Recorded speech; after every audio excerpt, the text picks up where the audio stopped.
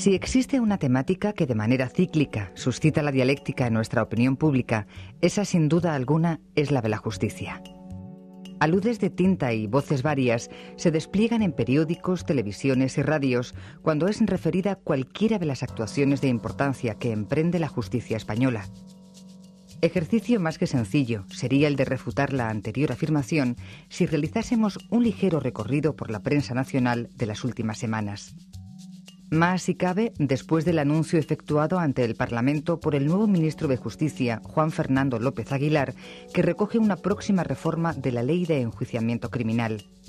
Ley que data del año 1882 y que, pese a sucesivas reformas calificadas por algunos entendidos como meros parches, requiere, en buena lógica, un desarrollo integral que se ajuste a las transformaciones que ha sufrido el fenómeno delictivo en nuestro país en este lapso temporal que abarca más de un siglo.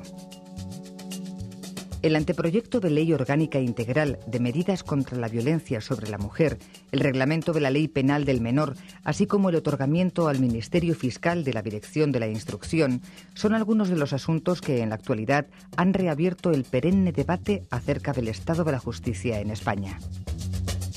La justicia penal sigue siendo la cenicienta del derecho. Parece que sea la justicia penal de los pobres, que no merece la atención del legislador. Todos los órdenes jurisdiccionales, desde el laboral, pasando por el contencioso administrativo y el civil, han tenido en nuestra democracia una profunda reforma. Nos falta, sin embargo, el Código Procesal Penal de la democracia, porque nuestra Ley de Enjuiciamiento Criminal es del año 1882 y desde entonces ha llovido mucho en España y es necesario acomodar nuestra justicia penal al respeto a los derechos fundamentales, a los valores constitucionales. La naturaleza inquisitiva del proceso penal en España, consecuencia de un sistema que quiso ser acusatorio, pero que por evolución dio lugar a este tipo de manifestaciones inquisitivas, no es una problemática que se manifieste únicamente en nuestro país. La mayor parte de los países iberoamericanos presenta también antiguas leyes de enjuiciamiento criminal que dan origen a los referidos sistemas de procesamiento. El problema es que la justicia penal hoy no da una adecuada respuesta a las exigencias que plantean los ciudadanos, como son los de tener una justicia respetuosa con los derechos fundamentales, pero al propio tiempo una justicia rápida, una justicia eficaz. Y aquí es donde surgen los problemas. La justicia española sigue siendo una justicia inquisitiva, sigue siendo una justicia lenta, sigue siendo una justicia que tutela escasamente a la víctima en el proceso penal. Por eso pensamos que es bueno llamar la atención de la sociedad para que el Estado español asuma ese compromiso, tal y como ha avanzado ya el ministro de Justicia, cumpla el programa del Partido Socialista e instaure un nuevo Código Procesal Penal. Entre los aspectos del proceso penal que están previstos ser modificados luego del anuncio de reforma de la Ley de Enjuiciamiento Criminal, el que mayor relevancia adquiere para algunos estudiosos del derecho es el relativo a la atribución al Ministerio Fiscal de la investigación de los delitos, actualmente efectuada por los jueces de instrucción. Como afirma el catedrático Jimeno Sendra, con esta controvertida reforma se estimula la posibilidad de paliar uno de los mayores males que afecta a nuestro proceso penal, su extremada lentitud. El ciudadano tiene derecho a una justicia penal sin dilaciones indebidas. En nuestra opinión es necesario que el fiscal asuma la investigación sumarial y que el juez de instrucción se limite exclusivamente a decidir la limitación de los derechos fundamentales, autos como la entrada de registro, resoluciones como la prisión provisional o la intervención de las comunicaciones seguirán siendo un patrimonio exclusivo de los jueces de instrucción. Pero la investigación sumarial pensamos que se debe otorgar al fiscal y a la policía judicial. El fiscal, a diferencia de los jueces, puede ser sometido a plazos en el tiempo. Como a continuación queda expresado, la polémica cuestión surgida en nuestro país acerca de la dirección de la instrucción no es tal en un gran número de países europeos. Este modelo, naturalmente, no es una invención española. Existe ya, es hegemónico en toda Europa, en los países anglosajones, en Alemania, en Italia, en nuestra vecina Portugal, En todos estos países se ha desplazado la figura del juez de instrucción y sustituido por el fiscal director de la investigación sumarial. En estos países existen plazos a la realización de una instrucción que oscilan entre los 2 a los 6 meses de duración. Si el fiscal no concluye su investigación en esos plazos, la defensa interpone un recurso ante el juez de instrucción, quien, si decide que hay dilaciones indebidas, dicta un auto de sobreseimiento. Para muchos entendidos del derecho procesal, los juicios rápidos no han sido sino un mal necesario instaurado porque la justicia española era lenta, tanto en la investigación de los delitos graves como en la investigación de los delitos bagatela. Con la medida prevista por el ministro de Justicia, Juan Fernando López Aguilar, decaería la utilidad de los juicios rápidos. El problema que están provocando con carácter reflejo los juicios rápidos es que los jueces de instrucción en la actualidad están concentrando más sus energías en la lucha contra la pequeña delincuencia que en la lucha contra la gran delincuencia. Y así vemos que delincuentes a quienes se ha imputado delitos graves como homicidios o pertenecientes a la criminalidad organizada son excarcelados por el simple transcurso de los 4 años de su situación de prisión provisional porque no finalizan en un plazo razonable los jueces de instrucción sus sumarios. Por tanto, creemos que sería muy conveniente asumir la instrucción al fiscal para garantizar el derecho a un proceso sin dilaciones indebidas y también para fortalecer el derecho a un proceso con todas las garantías. Lógica es también la existencia de quienes consideran inapropiada la revisión del papel del juez de instrucción por estar en cuestión determinados principios y concepciones del proceso. Para el magistrado del Tribunal Supremo, José Antonio Martín Pallín, este sistema rompería el principio de igualdad de armas y el derecho a un juicio con todas las garantías.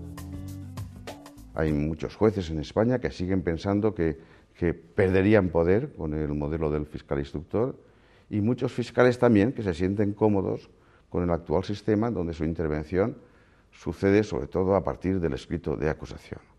Naturalmente, la instauración de este modelo ha de conllevar un cambio de mentalidad, un cambio de papeles, de roles entre los jueces de instrucción y los fiscales.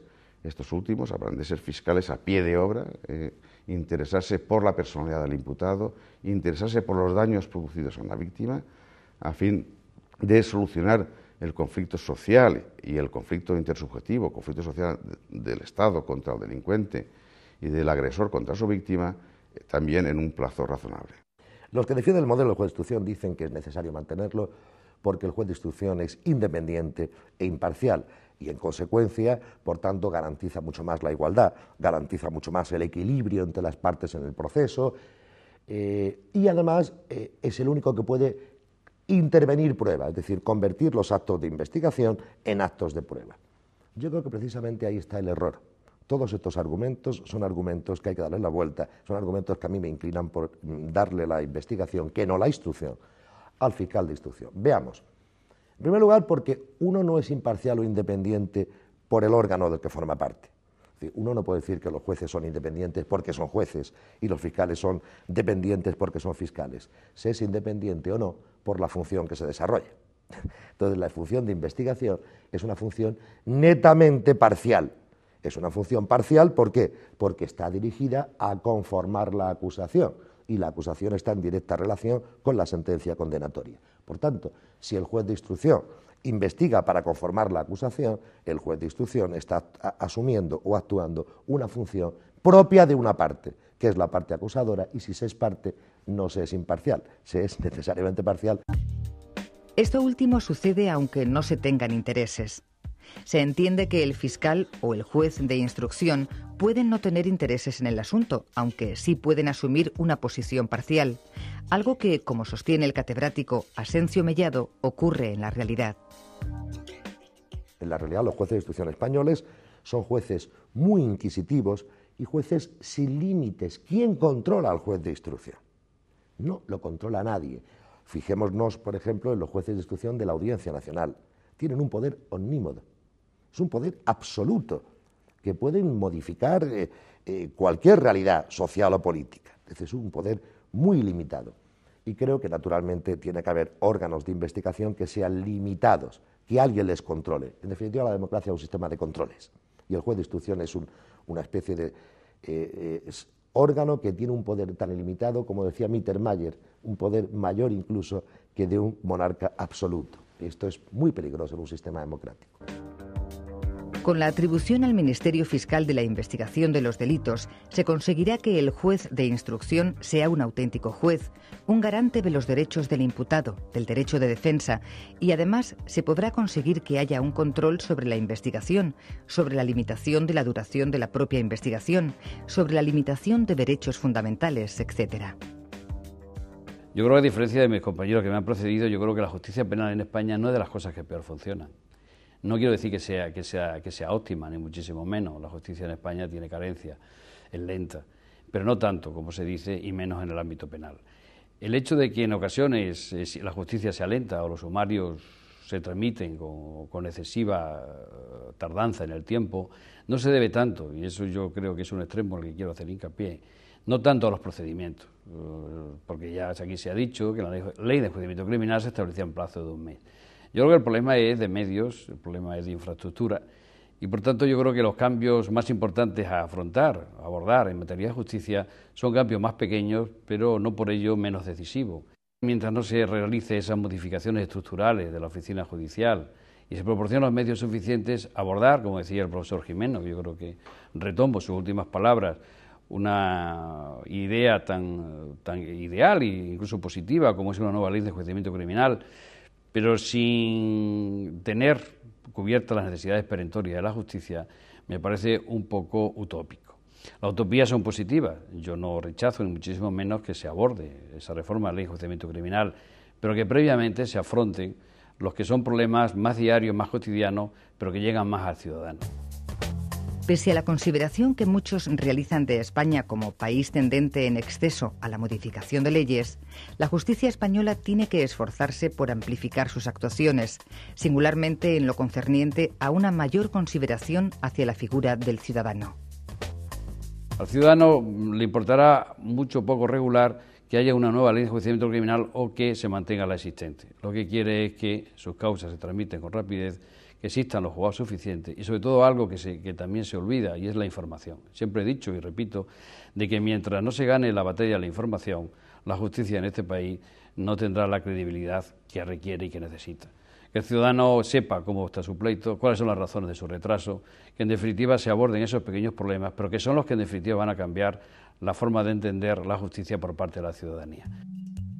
Como anteriormente quedó reflejado, no todo han sido loas y parabienes en cuanto al anuncio de reforma de la ley de enjuiciamiento criminal. Hay quienes razonadamente plantean si la reforma llega en buen momento o no. Ahora, pregunto, ¿es el momento, en el momento actual de la justicia, para hacer un cambio de tanta profundidad sin una preparación previa, sin unos medios adecuados? Mucho me temo que, si no se hace de esta forma, la que yo decía anteriormente, puedan ser más los perjuicios que los beneficios. Entre los aspectos de la actual ley de enjuiciamiento criminal que plantea encendidas discusiones, se encuentra también la temática relativa a las medidas cautelares personales, es decir, a la prisión provisional, cuya reforma fue llevada a cabo en octubre de 2003 por el anterior gobierno. La prisión provisional entiende que, entre el momento de comisión del delito y el dictamen de la sentencia, transcurre un tiempo en el que hay que adoptar una medida con el sujeto imputado. De tal manera que si no se hiciese así, es posible que ese sujeto desapareciese, se fugase, manipulara pruebas, presionara a testigos, etc. Por tanto, hay que adoptar medidas que aseguren el proceso y la futura sentencia. La prisión provisional, que no es en definitiva otra cosa que anticipar los efectos de una futura y previsible sentencia condenatoria, esto es, acordar la privación de libertad de un sujeto aún no condenado, aparece como una medida necesaria y en algunos casos imprescindible. Pero siempre y cuando se haga dentro de esos límites. Esto es, la prisión provisional como privación de libertad de un sujeto no culpable, de un sujeto inocente, tiene que hacerse o tiene que llevarse a efecto con respeto al sistema de derechos fundamentales, que ocupan la cúspide del ordenamiento jurídico, como dice el Tribunal Constitucional. Y en segundo lugar, tiene que privarse de libertad para cumplir unos fines muy específicos, que son los fines propios de una medida cautelar: evitar la fuga y evitar que desaparezcan o que se manipulen pruebas. La reforma de la prisión provisional fue realizada, a juicio del catedrático Asencio Mellado, de una manera ni compatible con el sistema de derechos fundamentales, ni con un proceso acusatorio, ni con la naturaleza jurídica de lo que es, de lo que ha sido y lo que debe ser la prisión provisional. Es cierto que hay que asegurar esas funciones, esos fines que antes he dicho, pero no es ni puede aceptarse que en un proceso acusatorio respetuoso con los derechos fundamentales haya de asegurarse siempre mediante la privación de libertad de un sujeto. Hay medidas alternativas menos intensas. Esto es necesario que se respete el principio de excepcionalidad. Solo puede privarse de libertad a un sujeto de modo excepcional y cuando no haya otra medida menos gravosa para conseguir el mismo fin. La reforma que se llevó adelante en el anterior gobierno no respeta esta excepcionalidad, solo se contempla la prisión provisional, no hay medidas alternativas como el arresto domiciliario en general, como la obligación de residir fuera, las órdenes de alejamiento en general, que aparecen como medidas no exactamente cautelares, retirada de pasaporte, medidas que funcionan en toda Europa y que aquí han sido desconocidas. En nuestro país se ha establecido como regla la prisión provisional como único modo de asegurar la presencia del imputado, pero hay algo más. La prisión provisional, que era una medida cautelar y que se podía establecer para estas dos funciones que antes he dicho, ha querido utilizarse con esta ley ahora en vigor como una medida de política criminal. Esto es para atajar o para luchar contra lo que es el incremento de la criminalidad, que está ahí, que es evidente. Claro, se está utilizando algo que es compatible con la presunción de inocencia de un modo que lo convierte en incompatible. De tal manera que se han incrementado más de 10.000 los sujetos hoy en día presos preventivos en España, sobrepasando ese límite del 30% de relación entre preventivos y penados, donde empieza a ser peligroso o difícil hablar de sistema democrático, porque se está admitiendo la privación de libertad de una persona a los efectos de que no siga cometiendo delitos, cualquier tipo de delito. Esto es, la prisión provisional se ha convertido en una medida de seguridad muy parecida a la que antes había con la ley de peligrosidad y rehabilitación social, antes ley de vagos y maleantes. Desterrada la justicia, que es vínculo de las sociedades humanas, muere también la libertad que está unida a ella y vive por ella, dijo en cierta ocasión Juan Luis Vives. Quedémonos finalmente con esta reflexión del humanista valenciano para comprender el significado de una justicia construida en virtud de la pluralidad ideológica.